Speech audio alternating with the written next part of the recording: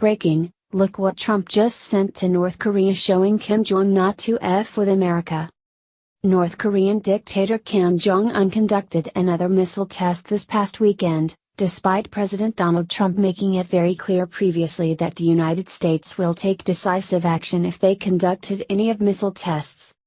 As reported by Fox News, U.S. military believes Pyongyang launched an AD-17 medium-range ballistic missile, the first successful test in 4 attempts for the Pyongyang regime. The missile flew for 4 minutes longer than any previous ballistic missile test in the history of the communist regime, U.S. officials said. The AD-17 is a single-stage, liquid-fueled missile, not the 3-stage, solid-fuel missile that North Korea successfully tested back in February, which caused more concern among Pentagon officials. The missile flew for half an hour and reached an unusually high altitude before landing in the Sea of Japan, the South Korean, Japanese and U.S. military said. Trump already proved that he is unafraid to respond to threats. Just a few months ago, not only did he drop the mother of all bombs on ISIS in Afghanistan, he also authorized 59 Tomahawk missiles to destroy an airbase in Syria used to drop chemical weapons on civilians. So the big question is, how will President Trump and the United States respond to this threat? The Daily Mail reports the early actions of President Trump. A state-of-the-art Navy vessel designed to intercept ballistic missiles is set to be tested later this month. The MV Pacific Collector is being used to gather telemetry data for a new missile defense system.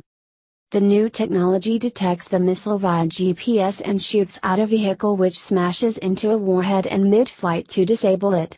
Known as ground-based mid-course defense, the ship is in port at Aloha Tower in Hawaii for a key upcoming ballistic missile defense test. The news comes as North Korea test-launched a ballistic missile that flew for half an hour and reached an altitude of 1,240 miles before landing in the Sea of Japan, a flight pattern that could indicate a new type of missile. The ship, measuring 393 feet long and housing 24-foot antennas, will be used in support of missions from the U.S. Missile Defense Agency missions, reported the Honolulu Star-Advertiser. Spokesman Chris Johnson confirmed that the next flight intercept test is slated to begin towards the end of May. The test will not only be the first time a ground-based missile interceptor has launched from California, but it will be the first time that an intercontinental ballistic missile is on its way from the Pacific. Given that North Korea continues to test fire missiles rapidly, the new technology will be able to determine if upgrades are needed. Admiral Harry Harris, head of U.S. Pacific Command, sent a bone-chilling warning to Congress, where he argued that Kim Jong-un is already in a position to threaten the peace and security of Hawaii today, and that they will soon be able to launch nuclear missiles anywhere in the United States if the threat is not detained immediately. As the Admiral pointed out, the Obama administration said the MV Pacific Collector had a low reliability rating in December of 2016. As many that serve this country reiterate, we cannot allow countries with dictators to become more powerful without strengthening our own systems at home. The ground-based system has a record of 9 out of 17 successful intercepts since 1999, or a 53% success rate. During a flight test conducted in January 2016, a defensive missile fired from California zeroed locked on a target missile launched from a C-17 cargo plane west of Hawaii, according to the Daily Mail. In addition to the Trump administration making it clear that our ships will use as many missiles as it takes to eliminate any threat from North Korea, they also announced that many sanctions will be administered on North Korea that will be crippling to their already struggling economy. The time for restraint and talks are over. No one is advocating for war, but the United States cannot allow this tyrant to continue making the world less safe. The North Korean dictatorship is not only a threat to the world, but their goal is to wipe the United States off the face of the earth. The Obama administration allowed this problem to fester for 8 long years, and it is just one more mess Trump will have to address very soon. We must work with whomever is willing and do whatever it takes to ensure they cannot launch another missile capable of reaching the United States. Tough leadership is needed now more than ever, and Trump has proven he is unafraid to take decisive actions when they are crucial. Having formed a great relationship with China, both nations could use military force to destroy all of the testing sites and compounds that North Korea relies on, as well as place strident sanctions on them that will cripple their economy. Like the Cold War strategy, we could isolate them and cut off all their funding. Then they will learn Obama is no longer in charge, President Trump is. Bombshell, FBI agents risk their careers to expose Comey's sick crime. The real reason for Comey's firing was made clear by some brave FBI agents. Agents are speaking out against former FBI Director James Comey after President Trump fired him last week. Specifically, many agents are angered that the Clinton investigation did not result in charges. Two FBI special agents have released an interview transcript to the Daily Caller revealing they were appalled by Comey's decision not to press charges against Clinton, and questioned his leadership. "We are not surprised. Comey left a trail of destruction at the FBI, and now it has to be cleaned up by President Trump and whoever he appoints as director." The two agents, who spoke to reporters anonymously, have certainly confirmed this. Furthermore, they claim that this is just the beginning, and that many more insiders plan on speaking out now that Comey is out of the picture. It seems that Comey wasn't nearly as well regarded within the FBI as some would have you believe. What offended agents the most was Comey's arrogance. When announcing that Clinton would not be charged, Comey referred to himself as an investigator while insinuating that other investigators agreed with the decision.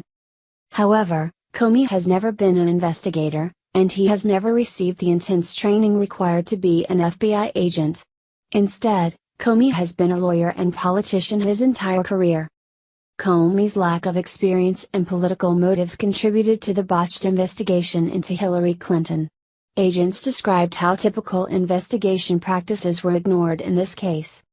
One agent described how the Clinton residence was never searched, and many devices were not seized, ignoring standard investigative practices. Even worse, Clinton was only interviewed after the decision was made to drop charges, and she never answered questions under oath. People inside the Bureau are furious. They are embarrassed. They feel like they are being led by a hack, but more than that, they think he's a crook. They think he's fundamentally dishonest. They have no confidence in him. "The Bureau inside right now is a mess," explained one of the agents. Comey undermined the FBI at every level. Neither the American people nor his own agents felt confident with Comey in charge. With Comey finally gone, now is the perfect time for President Trump to appoint a new FBI director who will take the Clinton investigation seriously. It is crucial that the public's trust and confidence in the FBI is restored. Do you think Comey protected Hillary Clinton? Please share the story on Facebook and tell us what you think, because we want to hear your voice. Breaking: famous rock star just banned Trump voters from his concerts. It's sick. Multimillionaire celebrity liberals have made a point of speaking out against Donald Trump, who represents a clear threat to the pampered lifestyles they have led for far too long. Hollywood types like Meryl Streep, who are completely isolated from the lives of the regular Americans who watch their movies, never fail to try to attack and undermine Trump whenever they get a microphone near them. Now an aging rock star has just done the unthinkable and is actually risking lost whatever is left of his fan base by actually telling all Trump supporters not to go to any of his concerts because they will not be welcome. Todd Rundgren became famous in the 1970s for his radio-friendly rock hits like "Hello, It's Me," and clearly doesn't realize just how irrelevant he has become. Instead of begging anyone actually still willing to pay money to see him to come to his concerts, he just gave half of America the brush off. Rundgren is currently promoting his new album White Knight, on which he collaborated with Trent Reznor and Joe Walsh, and he was interviewed by Variety magazine. When he was asked if President Donald Trump and his voters anger him, he answered, "No. If I had the power, I'd say, if you're a Trump supporter, don't come to my show, because you won't have a good time. And also, I don't understand your frickin' values. Because I'm not singing about that. If you don't understand that basic thing, you're just fooling yourself." On his new album, Todd and Donald Fagen of Steely Dan recorded a song about President Trump titled "Man in the Tinfoil Hat." For part of the song's lyrics, Rundgren sings, "He's coming down the escalator with a girl from east of here because the man in the tinfoil hat is leading like a teenage girl. He puts the Pluto in plutocrat, he hasn't got time for losers, unless they do what he demands. Are you sick of irrelevant celebrities trying to make sick smears against Trump? He puts the Pluto in plutocrat, he hasn't got time for losers, unless they do what he demands. Are you sick of irrelevant celebrities trying to make sick smears against Trump? Trump, President Trump eats 2 scoops of ice cream, CNN is furious about it, you won't believe why. CNN will find any reason to psychoanalyze Trump, insult Trump and compare him to some horrible leader or event in history. They just reached a new low. President Trump recently ate 2 scoops of ice cream. This was enough to set off CNN. This huge story didn't just start with CNN. It was also reported by Time magazine. The waiters know well Trump's personal preferences. As he settles down, they bring him a Diet Coke, while the rest of us are served water, with the vice president sitting at one end of the table, wrote Time. With the salad course, Trump is served what appears to be Thousand Island dressing instead of the creamy vinaigrette for his guests. When the chicken arrives, he is the only one given an extra dish of sauce. At the dessert course, he gets 2 scoops of vanilla ice cream with his chocolate cream pie, instead of the single scoop for everyone else, they wrote. The president gets 2 scoops, you know, everyone around the table gets 1, and no word if there were sprinkles, commented CNN's Brooke Baldwin in an interview about the ice cream. Right, well, the border point here is, the White House staff has adapted to Donald Trump's case. So, when everyone else gets water, he gets a Diet Coke. When everybody gets 1 scoop of ice cream, he gets 2, said CNN political reporter Chris Cillizza. Check out the video below.